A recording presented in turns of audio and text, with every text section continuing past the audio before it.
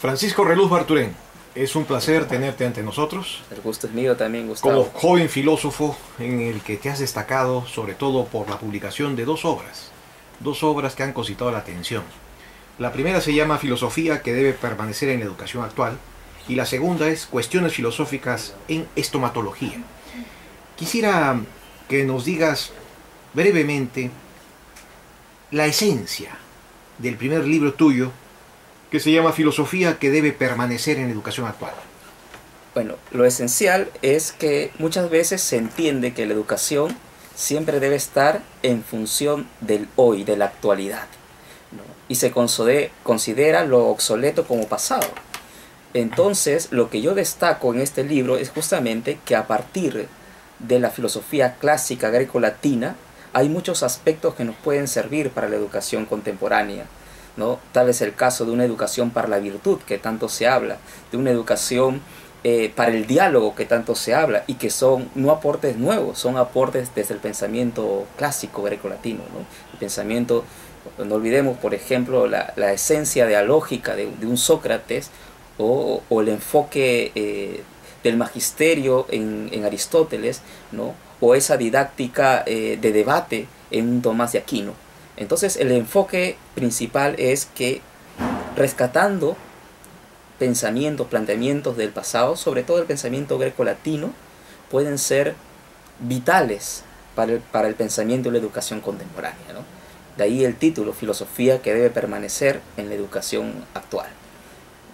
En la sugerencia de tu planteamiento entonces está la idea subyacente de la actualidad del pasado. Esta actualidad del pasado puede leerse también como la importancia de la filosofía perenne. ¿Cómo concibes una filosofía perenne? Generalmente se ha concebido la filosofía perenne como el pensamiento de iglesia, ¿no? Generalmente se dice, cuando yo he debatido así en varios círculos filosóficos y me dicen, ¿y cuál es tu postura filosófica? Y digo, soy un filósofo perennialista. Ah, me dicen filósofo de iglesia. Sin embargo, hay un enfoque particular de la filosofía perenne.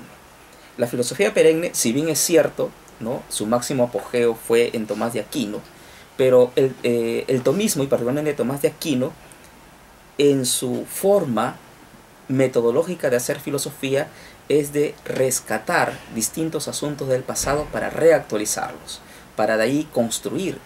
Figúrate que toda la suma teológica, como sabrás, tiene ese esquema.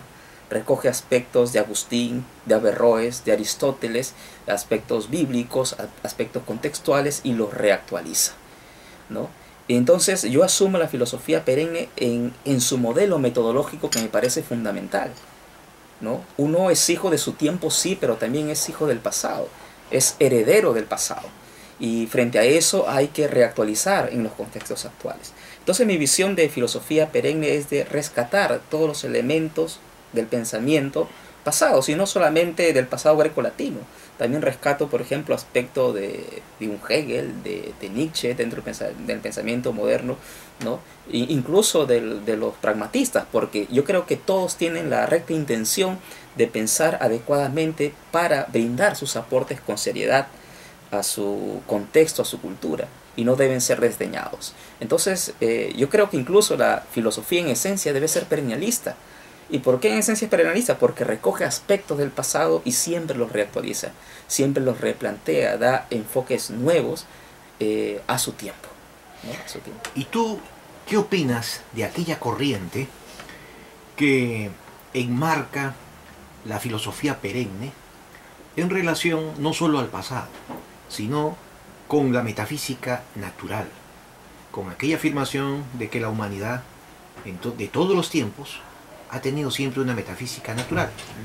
¿Qué opinas de ello? Estas corrientes generalmente son corrientes críticas del pensamiento metafísico, y son corrientes críticas, a mi juicio, sesgadas, ¿no? Es una suerte de parricidio fallido, ¿no? La idea de que mi pensamiento actual es el que innova, el que crea, el que responde, pero no sabe que el pensamiento de ese autor o ese grupo de autores o de filósofos ha sido cultivado por una serie de pensamientos. Entonces, generalmente la corriente, por ejemplo, de repente habrías, a la hora de formular tu pregunta, habrías pensado en el pragmatismo tal vez. Entonces es una corriente efectivamente muy seria quizás, pero justamente con una visión sesgada respecto del pasado, ¿no? Y justamente es esta corriente la que cataloga al pensamiento perenne como un pensamiento obsoleto, como una metafísica no natural, sesgada, ficticia, ¿no? Idealizada demasiado, cuando lo que importa es el mundo, dicen ellos, ¿no? Y entonces, respecto a tu pregunta, estas corrientes filosóficas tienen una visión sesgada y una suerte de un no reconocimiento de toda una herencia de la humanidad. Nosotros, para bien o para mal, somos una herencia de una serie de corrientes filosóficas que creo más bien han sido, a nuestro particular entender, han sido mal interpretadas o sesgadas tendenciosamente para entender el mundo, ¿no? De una manera demasiado práctica, inmediata, efectista, que tanto daño causa a la vida cotidiana contemporánea. Justamente a propósito de esas filosofías que las llamaría neonominalistas, existe una última corriente que ha declarado que la filosofía no es más que un género narrativo, casi literario, y por lo tanto la filosofía ya no tendría el sentido que tú le concedes de permanencia, de legitimidad. Y esta corriente es precisamente antimetafísica. Por eso es que vuelvo a insistir en la pregunta. ¿Crees tú que es necesario ligar la filosofía perenne a una correcta interpretación de la metafísica? Sin duda alguna, ¿no? Sin duda alguna. La metafísica generalmente se ha entendido como algo fuera de lo físico, cuando en su sentido estrictamente griego, meta, más allá de lo físico, significa el sentido de lo profundamente físico, ¿no? Cuando hablamos, por ejemplo, de los conceptos clásicos de la metafísica, ¿no? Materia, forma, accidente, sustancia, esos conceptos, materia, ¿dónde está? ¿Fuera de la cosa o en la cosa misma? Está en la cosa, la materia está en la cosa si quieres analizarlo. La forma, ¿dónde está? La forma de una botella, de un libro, ¿dónde está? En el libro, ¿no? Generalmente ha habido esa interpretación de considerar lo metafísico como demasiado abstracto, como demasiado ajeno a un mundo de la vida, cuando una metafísica natural, al contrario, está dispuesta a ser entendida en las cosas, pero en las cosas para trascender a ellas mismas. La forma de un libro no se queda en el libro. Puede servir, por ejemplo, el libro de modelo para otras formas, para otra forma literaria, para otras cosas. Para precisar tu pensamiento, ¿qué opinas de la teoría de las ideas de Platón? Bueno, me parece una de las posturas más interesantes del pensamiento clásico griego, ¿no? Y justamente a partir de Platón hay toda una corriente, justamente una metafísica natural. Recordemos que Platón concebía que las ideas eran más reales, ¿cierto?, ¿no?, que las cosas mismas. Y justamente son más reales porque permanecen, mientras que las cosas físicas son pasajeras, ¿no? Y en función de eso las formas y las cosas, ¿no?, se identifican a la vez. No habría eso pasajero sin algo que permanece. Y eso incluso viéndolo desde el lado científico, ¿eh? Por ejemplo, los científicos del ADN, ¿no?, han catalogado que nuestra cadena de ADN viene pues desde los primeros organismos unicelulares hasta nuestros días. Hay variaciones, sí, sin duda alguna, pero toda una carga biológica natural permanece dentro de nuestro ser biológico incluso, ¿no? Si así concibes la filosofía, entonces ¿qué relación establecerías entre metafísica y la educación actual? La relación es que es de hecho imprescindible. Una metafísica natural es imprescindible para la educación actual. ¿Por qué? Porque todo quehacer humano, y más aún la educación, persigue fines, creo yo. Y el concepto de fin lo aporta justamente la metafísica. No es un quehacer, una acción a la deriva. La educación no es una acción azarosa. Es una acción que busca fines. ¿Cuál es ese fin? Podemos decir, entre todas las definiciones que ha habido de educación, todas ellas pueden coincidir en que sobre todo es la formación humana, la formación integral del ser humano, ¿no? Que se desarrolle plenamente en sus distintas capacidades, habilidades, ¿no? Y eso es lo que muchas veces ha olvidado la educación contemporánea. ¿Qué ha olvidado? Se ha centrado más en los métodos, en las tecnologías, en las currículas, pero no se ha centrado en para qué nos sirven esas currículas, qué es lo que buscamos, qué es lo que esperamos que esas currículas, esas tecnologías, esos métodos didácticos logren en el ser humano. Yo creo que eso es lo que he olvidado, y es por eso la estrecha relación entre metafísica, ¿no?, y educación.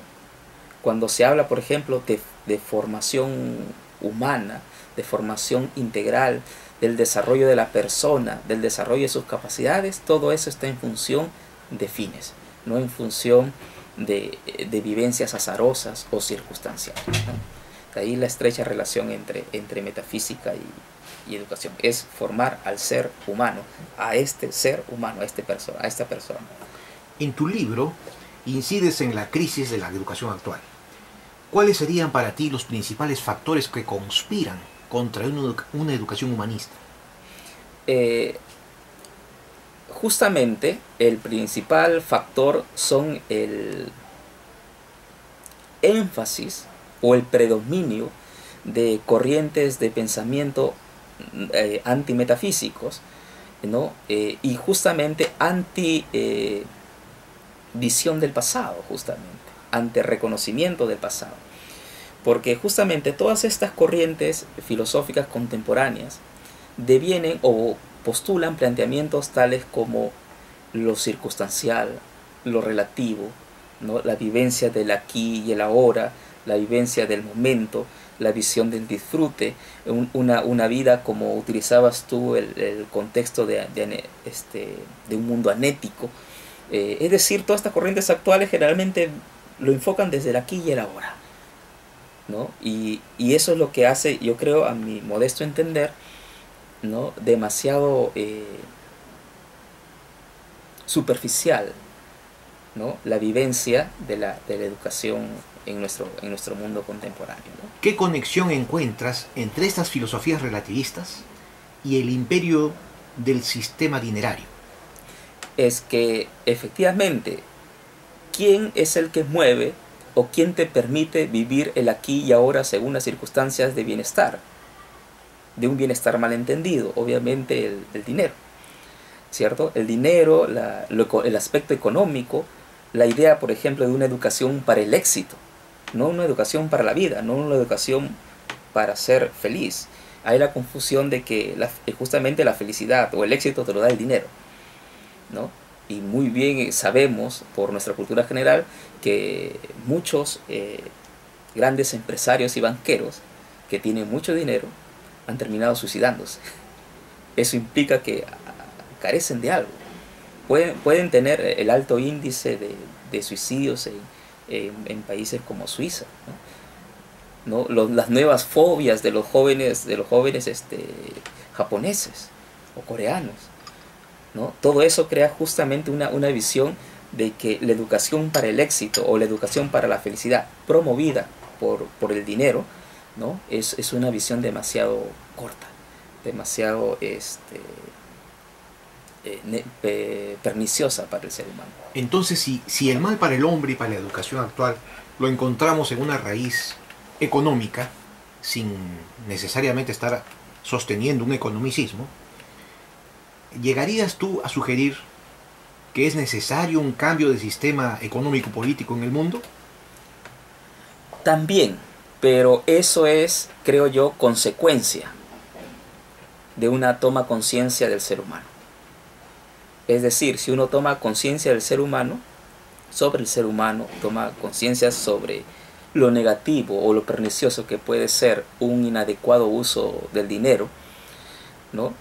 De hecho vas a saber cómo manejarlo, va a entender que es un medio y no es un fin en sí mismo, ¿no? Y en ese sentido, el cambio de sistema, digamos, político, económico, ¿no? Yo creo que sería una consecuencia lógica, ¿no? De una adecuada toma de conciencia en lo que realmente busca, quiere, es el ser humano. A propósito de la cultura del éxito y de la utilidad económica, ¿crees tú que la universidad ha quedado entrampada en estos pseudo valores? Sin duda alguna, ¿no? La mayoría de, sobre todo en nuestro país, ha visto la universidad como negocio, de hecho, ¿no? Y es justamente lo que yo postulo incluso para la misma universidad. Si la universidad, todo el mundo trabaja porque de alguna manera desea ganar, ¿no? Pero si solamente trabaja para ganar, se va a enfermar. De igual manera pasa con el ser humano, con cada persona, con cada ciudadano de pie, y lo mismo pasa con las instituciones. ¿Y cómo se soluciona eso desde mi punto de vista? Es que haya una toma de conciencia respecto a los fines del ser humano o a los fines propiamente de la universidad. Si hay una toma de conciencia de eso, yo creo que los beneficios económicos, que de hecho viene como consecuencia del trabajo, ¿no? Del esfuerzo, de la búsqueda de retribución por tus esfuerzos, ¿no? Van a ser vistos de una manera tal que estén, digamos, en una comprensión menor respecto a los fines que busca. Pero el sistema, ¿no? Es tan fuerte que la universidad no toma conciencia de eso, menos el ciudadano. Lo que hace ganar más dinero, ¿no? Para conseguir los fines. Y ahí está, mi estimado Gustavo, la labor del filósofo. De un filósofo no acomodaticio, de un filósofo que mantenga ciertos criterios, ¿no? Ser, así como Sócrates lo era, el moscardón de Atenas, ser el moscardón de nuestro tiempo. Aquel que está constantemente diciendo, oye, mira, ve, nuestro sistema trae beneficios económicos, sí, pero mira estos beneficios económicos que trae, ¿no? ¿Cuáles son las limitaciones que eso lleva? A propósito de esta sociedad cínica, habla mucho de valores, pero sin embargo no inculca virtudes. Y me parece que tu propuesta educativa y pedagógica va por el lado de fortalecer, antes que una educación valorativa, una educación que forme virtudes. ¿Qué opinas sobre ello? Sin duda alguna, yo encuentro una gran distinción entre principio, valor y virtud, ¿no? Generalmente todo el mundo habla de principios y de valores, ¿no? Muchos libros han escrito sobre educación en valores. Pero cabe hacer esta diferencia puntual. Principio se entiende como una norma orientadora, una regla, ¿no? Por ejemplo, si yo digo, aplicando el ámbito educativo, debo estudiar o debo ser estudioso, se convierte en un principio. ¿Ya? Pero ese yo debo ser estudioso necesita, digamos, una razón, un porqué. Porque yo debo ser estudioso, porque yo debo ser trabajador o honesto, ¿no? O sincero o veraz. Y ahí viene la definición del valor. El valor cualifica al principio. Es decir, justamente soy estudioso porque estudiar es bueno, porque estudiar me permite aprender, ¿no? Deviene en una serie de cualidades. Pero tanto el principio como el valor revela más un aspecto cognitivo. Es como si dijera, sí, pues todo el mundo sabe que ser honesto es bueno y que de hecho es un valor. Y queda allí, pero yo en la práctica puedo ser deshonesto. Y ahí viene justamente el concepto de virtud. Yo entiendo la virtud como la encarnación, la puesta en práctica de los principios y de los valores. A mí no me interesa, si yo educara para niños, educar a niños, a mí no me interesa que el chico sepa, ¿no? ¿Qué cosa es ser justo? Lo que me interesa es que sea justo, que sea sincero, ¿no? Si uno le pone tal vez a un jovencito una prueba sobre valores y te vas a saber definir muy bien qué cosa es la justicia, ¿no? La veracidad, la honestidad. Pero de ahí a que cale en su vida, no. Y es por eso que yo más bien postulo la idea de una vivencia, de una educación en virtudes más que en una educación en valores. Sin embargo, el mundo de hoy es un mundo secularizado y descreído, en el que ya no encuentra un fundamento ontológico fuerte en donde tenga su asidero el valor. En consecuencia te preguntaría, ¿crees tú que es importante para una educación sólida la creencia en Dios? Yo creo que sí, ¿no? Cuando justamente uno toma conciencia de las cosas, de su ser, de hecho te lleva hacia una vivencia trascendente. Hacia una vivencia trascendente, hacia una vivencia de fe. Nuestra razón es limitada respecto a entender las distintas cosas del mundo y de la vida, ¿no? Una adecuada toma de conciencia de tu vida, de tu ser, de tu historia, de hecho nos apunta hacia una visión trascendente del mundo y de la vida, ¿no? Y es por eso cuando, por ejemplo, mis alumnos universitarios, sobre todo los que formo en ciencias, me preguntan, profesor, o me dicen, pero ¿es usted filósofo y es usted creyente al mismo tiempo? ¿Acaso no se compagina? Le digo, no. Más bien tengo bastantes razones para creer y aperturarme en todo caso al mundo de la fe. Hay cosas que mi razón no logra entender, no logra explicar, ¿no? Pero para eso mi decisión de toma de fe, ¿no? Mi postura cristiana, mi vivencia cristiana, mi fe cristiana, católica, ¿no? Me complementa, me ayuda a entender aquello que mi razón por sí sola no podría. Precisamente estas palabras tuyas nos permiten pasar a tu segundo libro, Cuestiones filosóficas en estomatología. Es decir, ¿por qué crees que es importante brindarles conocimiento filosófico a los hombres de ciencia? Ese libro es justamente una suerte de manual para que el joven universitario que se forma en ciencias, en este caso en un área de la ciencia de la salud, analice las cuestiones filosóficamente, es para hacer entender que el quehacer científico, ¿no? implica también, exige, es heredera de una visión filosófica, que no se entiende ciencia sin filosofía, que no se entiende investigación científica sin filosofía, porque después de todo, la indagación filosófica de la aletheia, la búsqueda de la verdad, ¿cómo se traduce en nuestro tiempo en la investigación científica?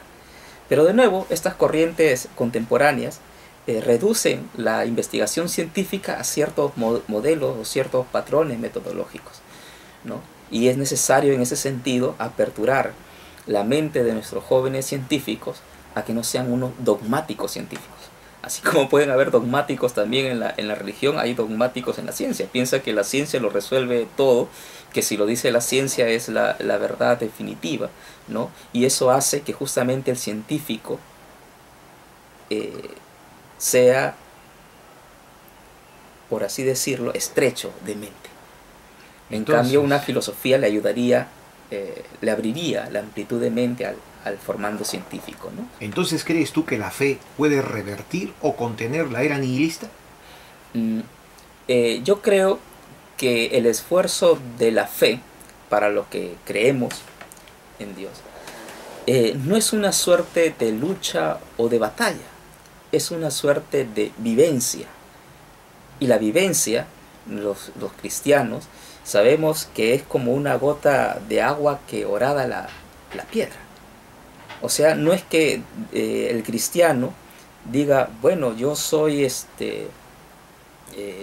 voy a ir en contra, ¿no? de estos sistemas, de los pecadores, ¿no? Y en función de eso yo creo que si vivo adecuadamente mi fe, seré fermento en la masa, ¿no?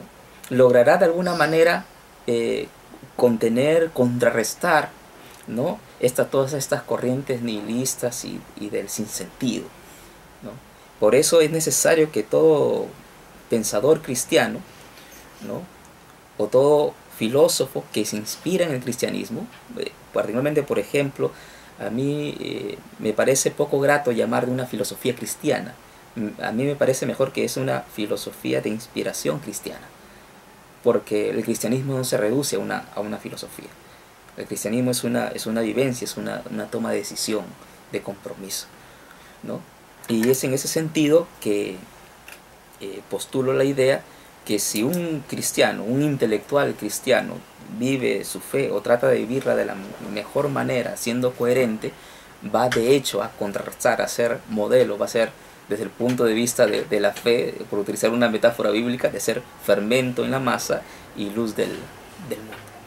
Y para concluir, sabemos que tienes 3 importantes investigaciones por publicar. ¿Podrías darnos una reseña?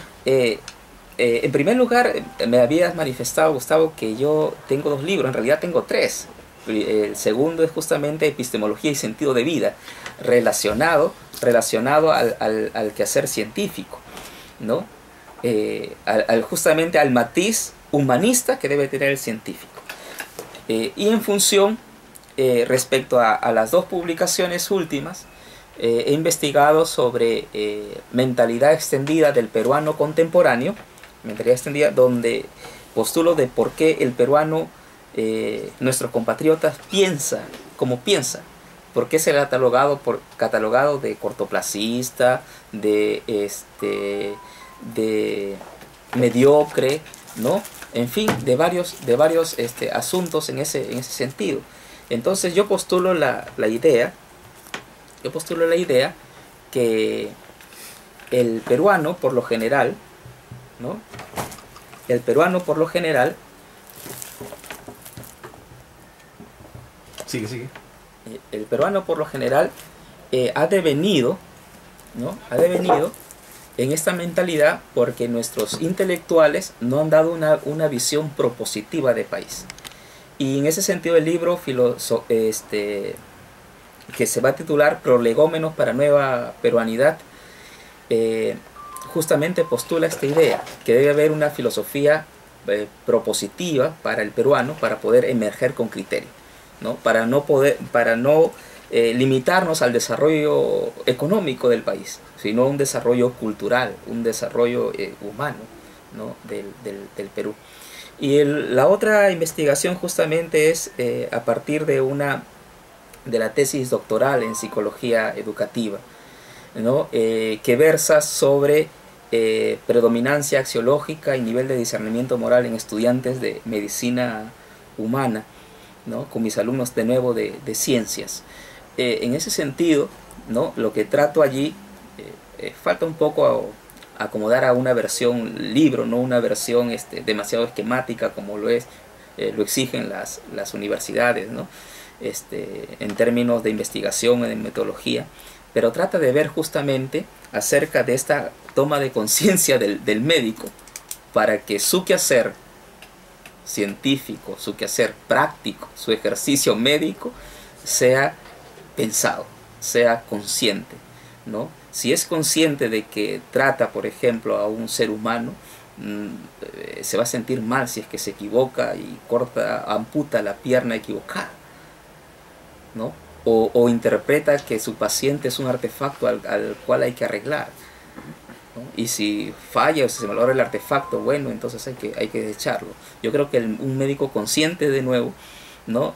Tendría más cuidado respecto a su praxis médica si es que se le forma, digamos, si es que hace tomar conciencia de esta vivencia de la virtud, de este discernimiento moral, ¿no?